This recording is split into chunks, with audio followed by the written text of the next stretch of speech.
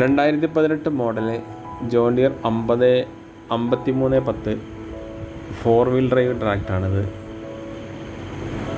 1300 അവറാണ് ഈ ട്രാക്ടർ ഓടിയിട്ടുള്ളത്.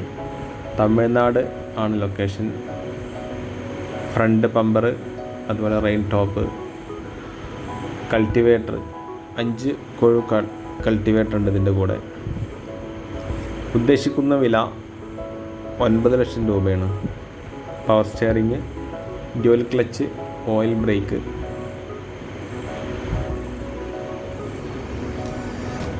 അതുപോലെ ടയറുകളെല്ലാം ഏകദേശം 90% ഉണ്ട്.